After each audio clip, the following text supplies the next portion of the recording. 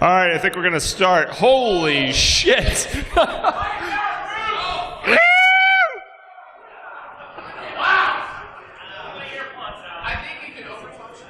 Wow, if someone can control the levels, I'm going to be really loud, so it'd be super cool to tone this down a notch. It's a dial on the back. Excellent. All right. So my name is Bruce Potter. I'm going to talk about surviving your security startup. I guess the question is, how many of you here are in a startup right now? How many of you are thinking about starting a startup? How many of you are thinking about starting a startup but don't want to raise your hands because your coworkers are here? Okay. All right, cool. All right, just double checking. So I start all my talks with the same basic premise: is that you shouldn't. I know it's boring. I have a proper heckling front row today. Don't believe anything I say. I would encourage you not to believe anything you hear at this conference or any other conference. I'm a college dropout. I went to school at the University of Alaska Fairbanks, and where's that? You must have gone to UAF too, because we struggled a lot with geography. It's a tough industry right now because there's a whole bunch of people who are entering it now who have gone through formal programs in computer science, computer security, network security, information assurance, whatever you want to call it.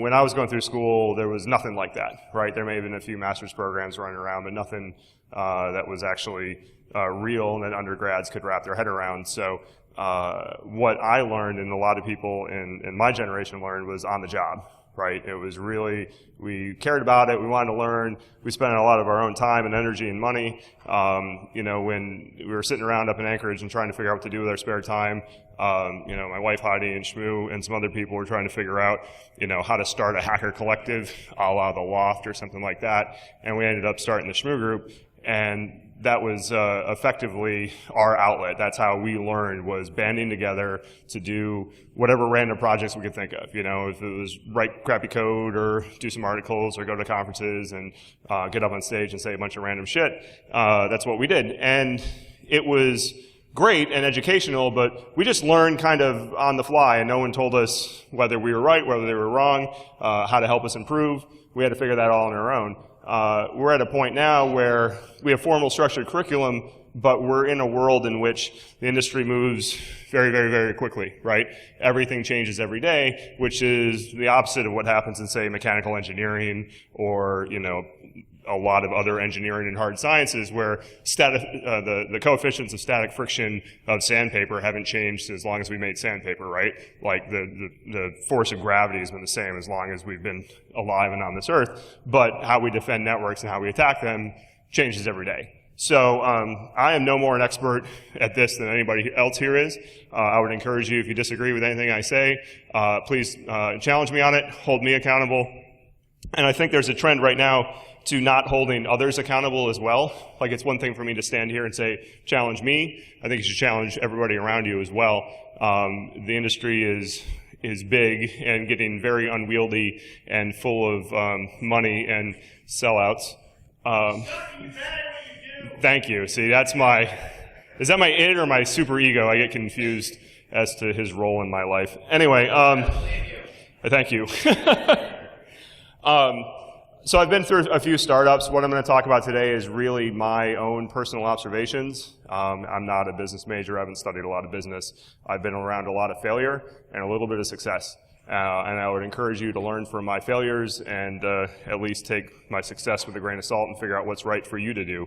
I co-founded a company called Ponta Technologies 8 years ago and was the CTO there, and we recently sold to the KeyW Corporation, which is a mid-sized defense kind of sort of contractor in central Maryland, where I got kind of mouthy and they promoted me to CTO. So instead of kicking back and relaxing, I took a promotion and now have more responsibility. So, and to be clear, I'm not a lawyer. Nothing today should be construed as legal advice, even though I'm going to say it kind of authoritatively. When I do a lot of my work, when I'm trying to kind of conceptualize things or wrap my head around what it means to do whatever, be it cybersecurity maturity models, or whether it be some sort of risk management thing, or breaking into this box or whatever, I use Google, but oftentimes I use Google Images, because I find that's a much faster way of finding out useful information than rolling through Google results. You'd be shocked if you just use Google Images instead of Google, how productive you could be. So I Googled startup, and I get a whole bunch of graphics that, frankly, made me want to fucking barf, right? Like, it's this grand, like, oh, everything's fine, and it's set up like on a soundstage, and everyone looks pretty and happy and isn't trying to kill each other and wondering what's going to happen next and where my paycheck's coming from. No, it's, you know, plants growing and signage and all kinds of bullshit. And that's not the way it all goes. Every startup is different, right? Security startups are their own breed of different, but you know, every startup is different. There's been lots of books written on the topic. I think there are some decent books that are out there. Lean Startup from Eric Ries, 0 to 1, which is a little too platitudey for me, but it gets you thinking. There's a whole bunch of crappy books out there. At the end of the day, most of them amount to the motivational phrases you see on Facebook every day. There's just a lot of like common sense and a lot of platitudes. And as much as I would normally kind of slag that, as it turns out, running a company is a complicated thing.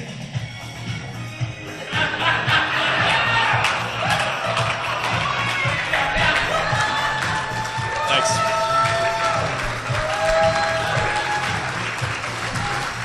I'm an old man, and I don't know what's happening.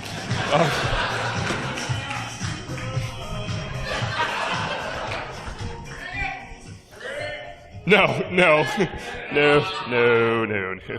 So, years ago, Virus isn't here, is he? Trust me, the peer pressure will not work. So, I was at DEF CON, and we were doing the closing for Hack Fortress, and I got up on stage and was announcing like who had won and all this kind of stuff. And we were at the Riviera, and I had thanked the Alexis Park staff, which is where the DEF CON had been in years prior. And everyone's like, we're at the Riv, drink, and like, screw you, I'm not drinking, I got nothing to drink. And so I kept going. And so Virus, DC949 guy, comes up and he puts a handle of something on the counter in front of me. I'm like, all right, I guess I'll drink this. So mid-sentence, I grab the handle and I tip it back and go to take a big swig because I'm a big man and I could drink my alcohol. And when it got here and I read Everclear upside down, I knew I was in a world of hurt. And my face went red, I went flush, my heart rate spiked. I said probably 3 more sentences, and I just pointed, said, they won, and I left the stage. So I assure you that warm Smirnoff Ice is not going to intimidate me at all. And it's really warm. Like,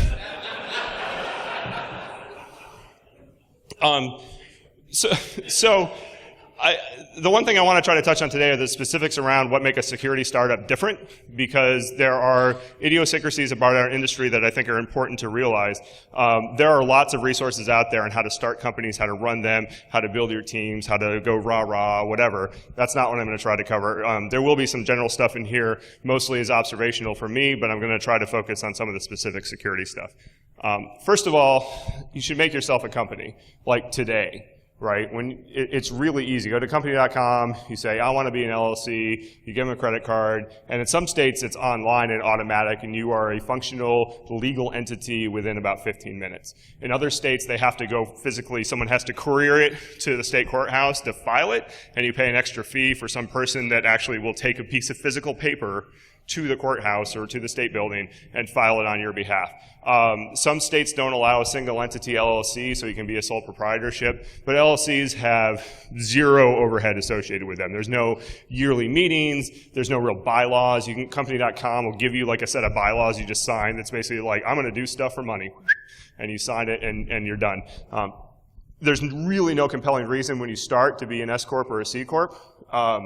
I've been in companies that down the road needed to be an S or C Corp at some point, and it turns out you can create the second corporation and sell all the assets to the second corporation, and it's fine. Some lawyers get some money in the process, and beyond that, it works out okay. So get yourself an LLC, and in your early stages, this is great because if it's just you have the flexibility to engage as an LLC and as an individual under 1099.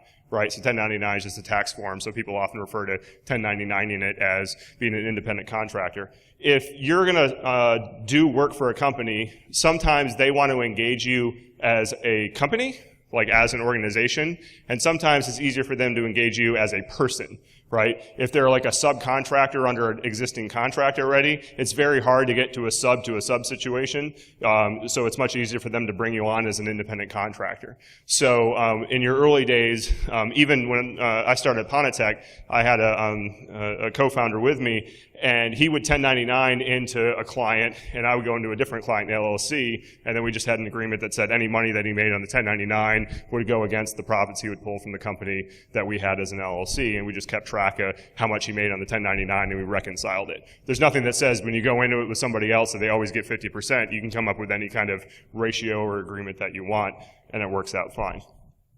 So after you start the company, you should consider what you want to do.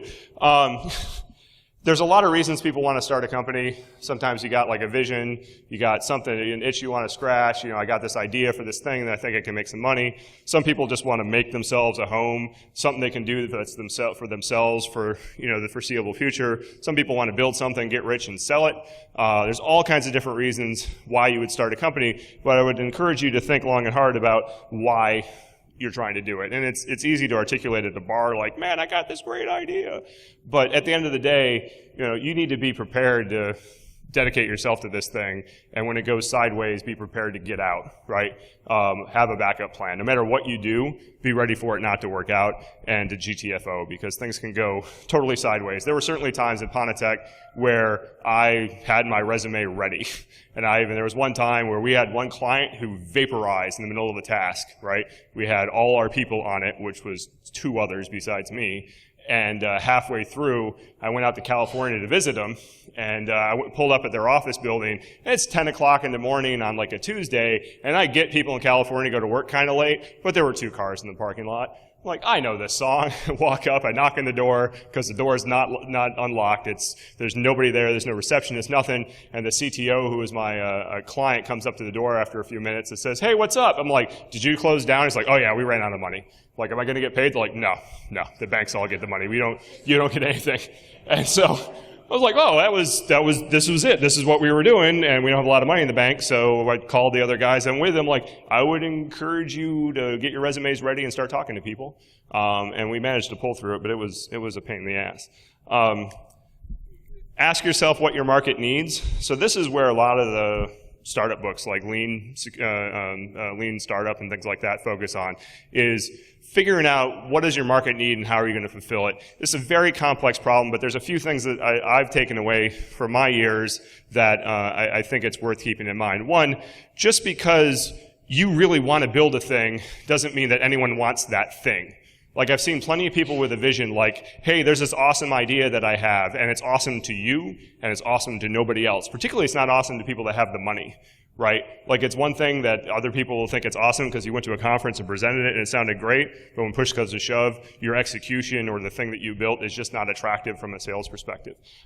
So I find in those cases it's people who are too familiar with their market. They're way down in the trenches and they see a need in the trench, where they can't really build an abstraction that ends up being attractive to people. I've also seen a lot of situations where people are like, we're going to be the first to market. This is a new market. And that's like super dangerous, right? There are a lot of companies that were the first to market, and the market never materialized. And they torched a ton of cash doing it. So one of the companies I used to work for was called Fort Knox, spelled N-O-C-S, not K-N-O-X. That is literally how you had to answer the phone. And Fort Knox, we tried to build a payment processing network, a nationwide credit card processing network in the late 90s. It sounds like probably a good business model, except for the fact that we were pushing SET, the Secure Electronic Transactions, which was the Visa and MasterCard smart card-based payment processing system. So imagine, if you will, having the forward thought to think, we should have smart card-based credit cards in order to prevent fraud in 1998. That would have been cool. Like, in hindsight, people are like, oh, I would have given you money for that. Well, at the time, no one gave us money for that. So we took the founders' money and a bunch of VC money. We built a nationwide network. We were the only people on the planet with a functional SET infrastructure. From start to finish, we could process the whole thing. There were no customers. This was a brand new market. We were at the pointy end of the spear, and it turns out we were only 15 years too early for it. So in geologic time, we were close. In internet time, we were fairly far away. So beware entering new markets, but on the flip side, beware entering them too late, right? because when you enter them too late, then you have to play games with pricing and shit like that. It's better to be like number 2. Number 1 kind of sucks and is dangerous. Number 3 and 4 have to run too fast for their own good. Number 2 is a good place to be. While you're trying to figure out what the market needs, Gartner, Forrester, other analyst reports, super useful and super expensive. Most of you probably don't have your own personal Gartner accounts. I'd probably put money on that. I would encourage you. I have seen people who know other people with Gartner access being like, hey man, can you pull all the reports about like everything security oriented? Like, that's asking a lot. That's being a pretty big leech, right? Like, you know, hey man, if I buy you a case of beer, can you pull this one report for me? That's a little bit more polite. Like, and just to be clear, I've seen people ask like for leeches on Gartner and Forrester reports, and just honestly, they're expensive things. Be nice, be polite. Your friends will help you out with it, but you know, within reason. The last bullet that I have here, I think, is an important one. People like to have plans, right? Investors like to see business plans, and people get trepidatious that they don't have a plan going forward. And you know, got to have, this is what I'm going to do in 3 months, in 6 months, in a year, in 18 months. And this industry changes really fast, and what you think you're going to do in 18 months is probably not what you're going to be doing. Right? So you need to have enough of a plan to understand the basic vector that you're on, but you need to not be attached to it enough that at some point you don't decide, well, that was stupid, and you go off and do something else, right? You got to be prepared. You know, it's like being a spy, right? Just to drop the plan and be like, just keep on cruising. Like, I'm gonna go do something else in my life now. I tend to be on the side of not planning enough. Oh, is he falling asleep? Oh, my 4-year-old's falling asleep, so I know I'm really dropping it on this one. This is really. We'll call this a shitty talk. Oh, well, I got a thumbs up from him for that. That was